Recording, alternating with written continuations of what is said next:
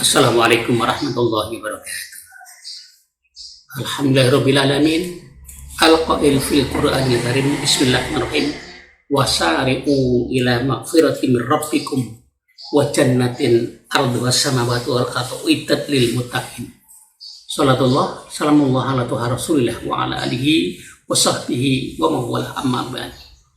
Hadirin para pendengar yang saya hormati, para pemirsa yang berbahagia, pada kesempatan ini saya akan sampaikan sekitar halal bihalal agar makna halal bihalal bisa mempribadi dengan hakikat, sifat dan watak kita sebagai budaya bangsa Indonesia, dan sekaligus nanti bisa menghidupkan silaturahim di antara keluarga kita. Ayat yang mendekatkan adanya halal bihalal adalah silaturahim. An-Nisa ayat 1, wattaqullah, dan takwalah kamu semua Allah kepada Allah. Alladzi tasa'aluna, yang kamu semua minta bihi padanya, wal arham, dan jagalah silaturahim. Innallaha kana alaikum raqiba. An-Nisa ayat 1. Perintah untuk takwa dan jaga silaturahim. Perintah takwa dan silaturahim sejajar, dipisah dengan wawu ataf. Artinya bahwa kalau kita tidak mengerjakan silaturahmi sama dengan nilai takwa kita kurang. Harus melengkapi itu semuanya. Jamaah, para pendengar, pemirsa yang berbahagia, latar belakang perlunya halal bihalal yaitu silaturahmi. Ada dalam sejarah, kita semua tahu Allah itu Ghafurur Rahim, zat yang banyak memberikan ampunan dan kasih sayang timbal balik pada hambanya. Kita ambil contoh konkret, kata-kata al-jaza di Quran kita yang artinya pembalasan Allah, itu diulangi oleh Allah 117 kali. Sebaliknya kata-kata al-maghfirah yang artinya ampunan Allah, itu diulangi 234 kali, 2 kali lipat persis. Maknanya apa?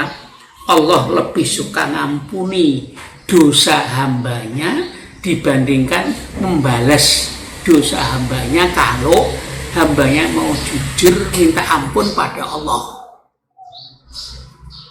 Bukan main. Ghafurur Rahim dibuktikan oleh Allah. Barangkali sarana apa yang diberikan oleh Allah pada kita untuk mengurangi dosa kita dan minta ampun pada Allah? Yang pertama, tobat. Iya, kalau tobatnya diterima. Tapi itu tobat sudah lumayan, dan melaksanakan perintah dan ibadah, diterima urusannya Allah. Yang kedua, doa anak yang soleh. Ya, ulah menolong kita, ampunan dapat dari doa anak. Yang ketiga, amal soleh kita. Yang keempat, pagelaran maghfirah Ramadan kemarin, 10 hari kedua, Allah gelar ampunan, tinggal kita manfaatkan atau tidak. Yang kelima, istiqomah beribadah, rajin wudhu. Karena ada satu riwayat mengatakan bahwa dosa muka dan dosa anggota wudhu kita itu jatuh ke tanah bareng dengan tetesan air wudhu kita yang terakhir. Ini para pendengar yang berbahagia. Kemudian nengok orang sakit juga mengurangi dosa kita, dan sholat berjamaah di masjid dan lain-lain sebagainya. Bukan main, kurangi dosa kita. Di sini Allah maka Ghafurur Rahim. Ada kejadian Nabi Muhammad, taubahnya Allah, beliau juga seorang yang memberikan ampunan yang besar terhadap kesalahan umatnya. Di saat perang, beliau memimpin pasukan Nabi Muhammad SAW lawannya adalah kaum musyrikin dipimpin oleh Da'thur. Suatu ketika Da'thur mendapati Nabi Muhammad sedang kecapean istirahat di satu pohon, pedangnya digantungkan di dahan pohon itu.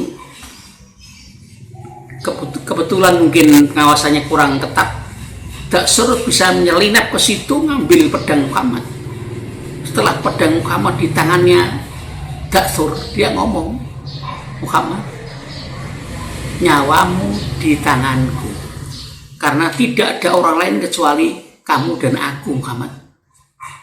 Rasul mengatakan ada pihak ketiga. Siapa?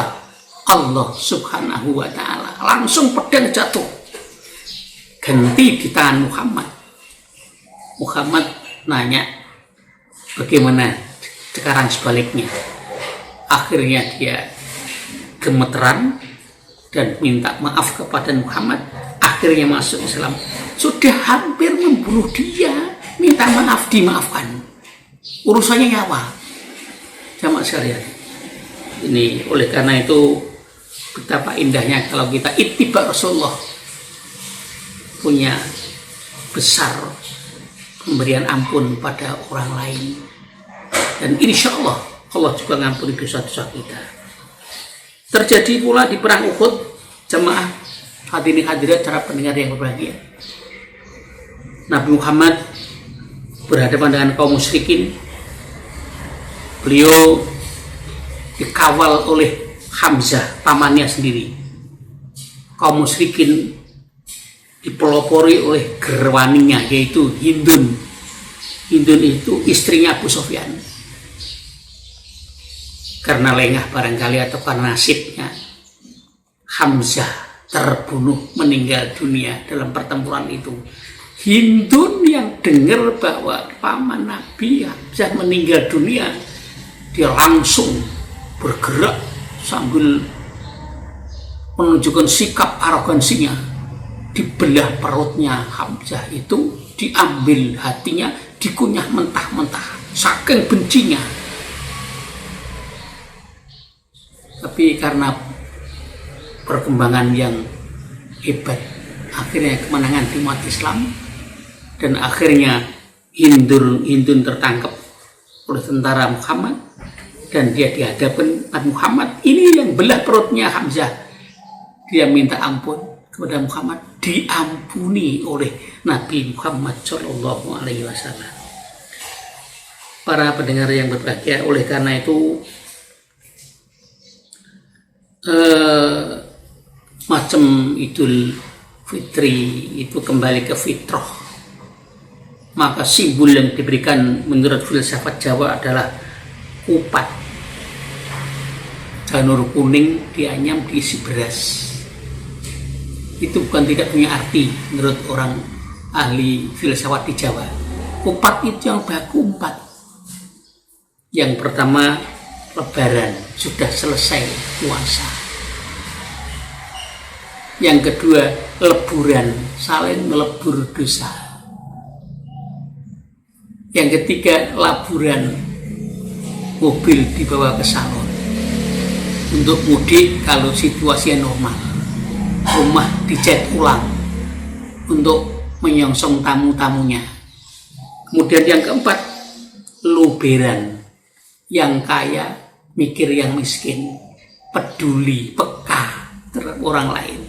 Pemimpin ngasih anak buah, luber penuh. Bukan anak buah ngirim ke bapak buah, bukan luberan, itu muncratan. Simbol kupat. Yang pertama adalah lebaran, yang baku 4. Kemudian yang kedua leburan, yang ketiga laburan, yang keempat luberan. Hadirin jamaah yang saya muliakan, para pemirsa yang berbahagia. Sekarang keberadaan halal bihalal itu seperti apa? Secara filosofi adalah untuk membersihkan diri. Jadi kalau sudah disikat dengan tarawih tadarus Al-Quran, dibilas dengan zakat fitrah dan zakat mal, sudah suci. Dijemur di lapangan kalau normal posisinya, biar kering, ibarat pakaian bisa dipakai. Selesai dijemur, belum layak harus disetrika dengan salam-salaman musafahah. Situasi corona tidak diizinkan untuk bersalam-salaman. Ini para jamaah sekalian saya hormati, secara filosofi membersihkan diri, hebat sebenarnya, meskipun tradisi bisa dilestarikan. Secara filosofi mengharap berkah ilahi, secara filosofi halal bihalal itu mengharap berkah ilahi, banyak berkah. Jadi kita kenal keponakan kita yang jauh, bahkan mungkin juga ketemu jodoh di situ saat ketemu dengan keluarga. Ini semua berkah, insya Allah. Saling peduli, saling menghormati.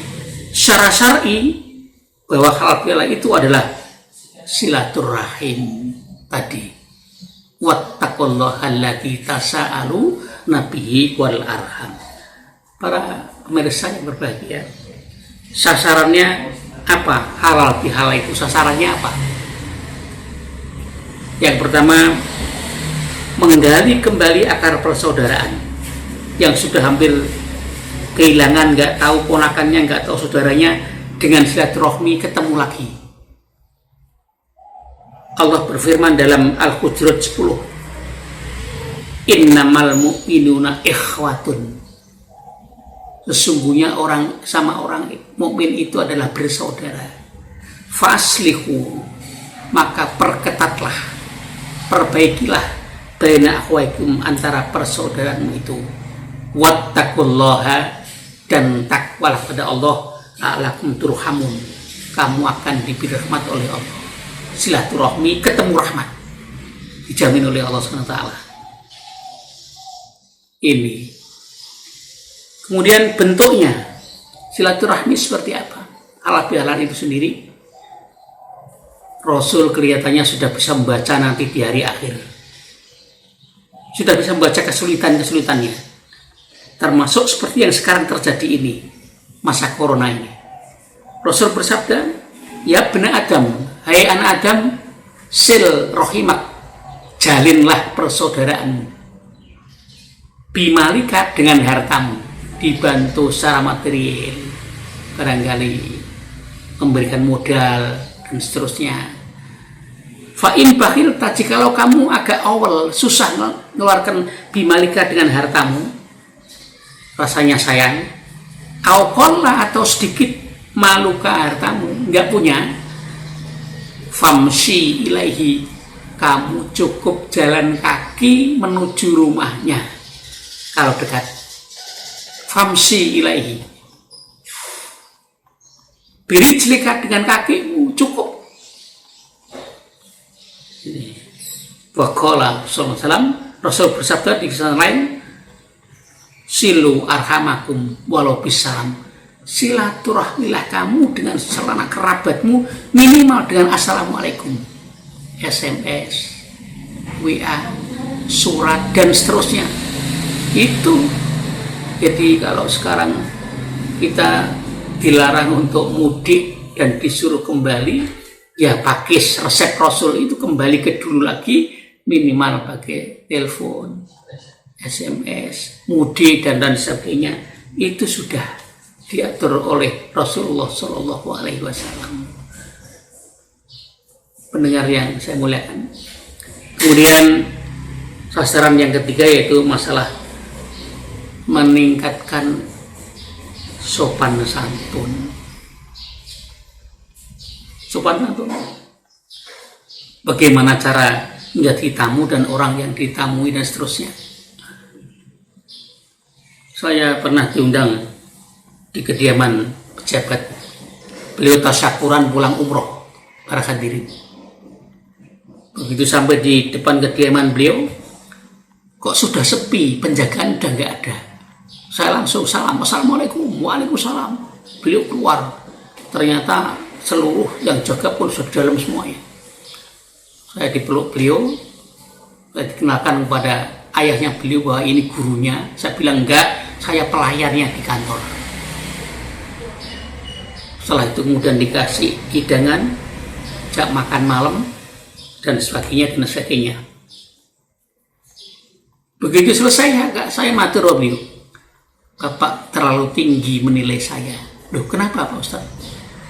Tadi dibilang saya ada gurunya Bapak. Iya memang ya demikian. Enggak, saya anak buah Bapak. Itu Pak Ustaz kewajiban saya terhadap tamu saya.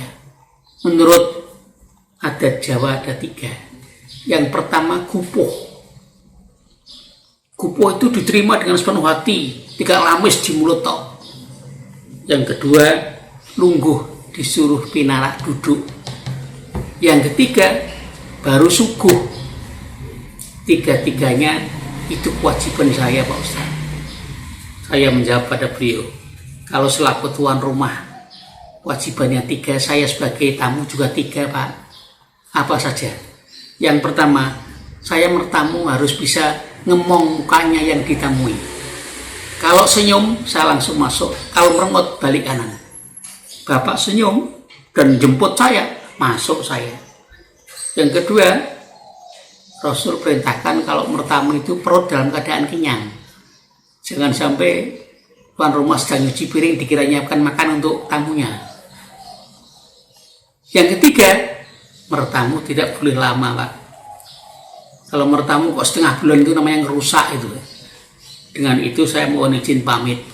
Kata beliau, Pak Dunar pamit aja kok macam-macam.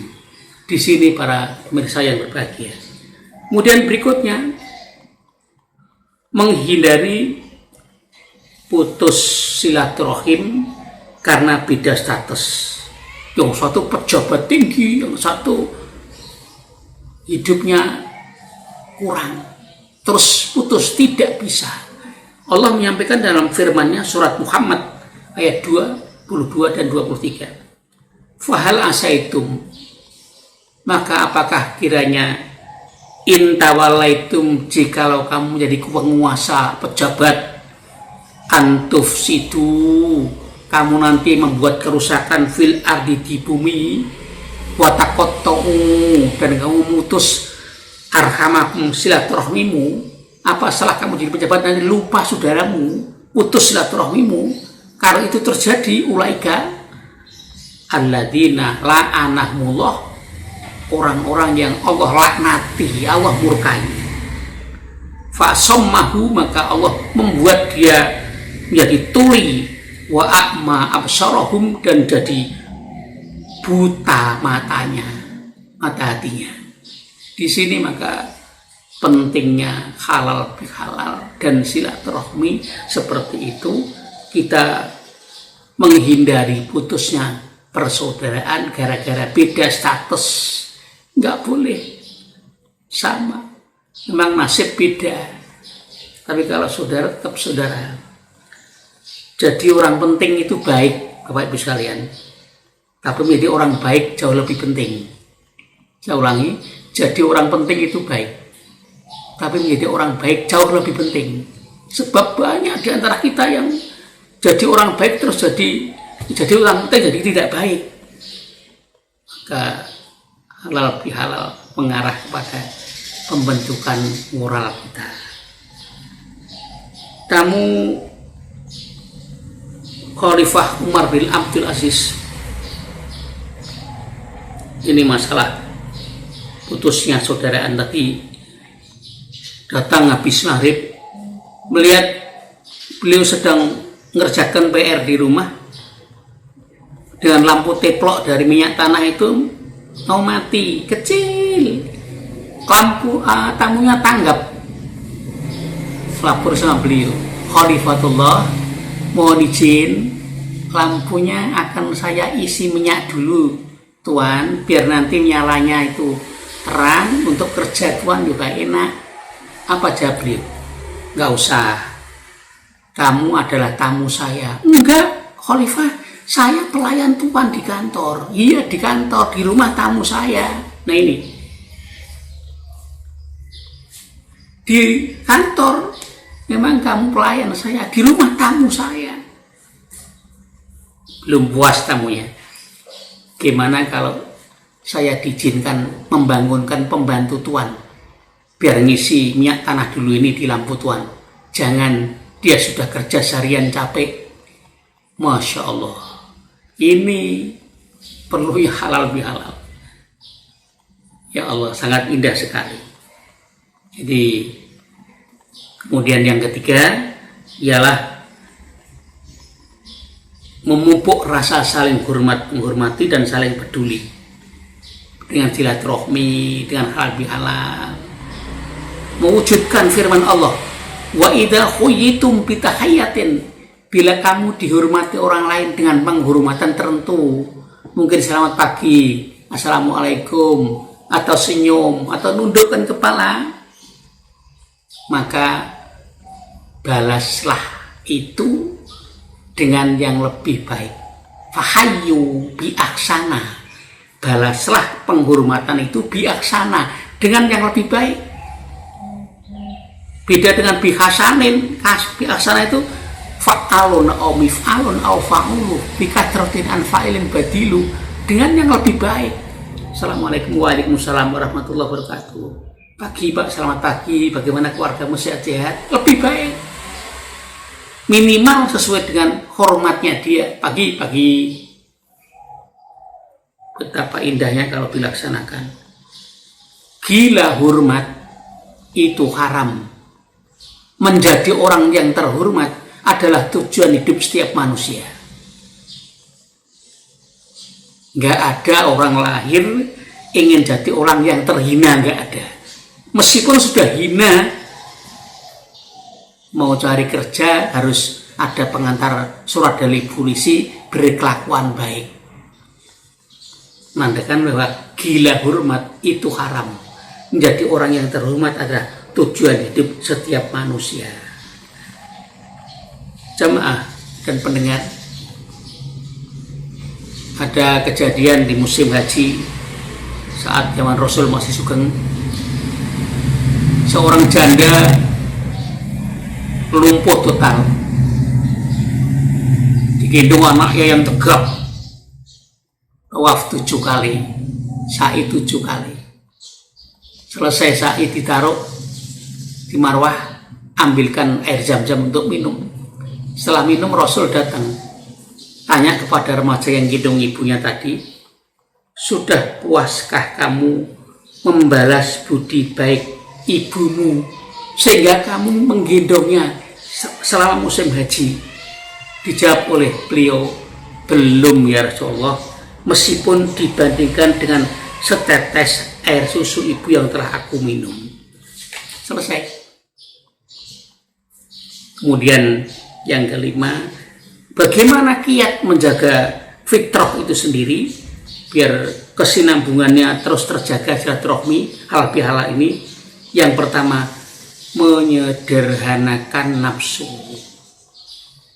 Jangan pulang sambil unjuk kekayaan, menghina orang-orang yang susah, saudara yang susah, nggak akan bisa lestari.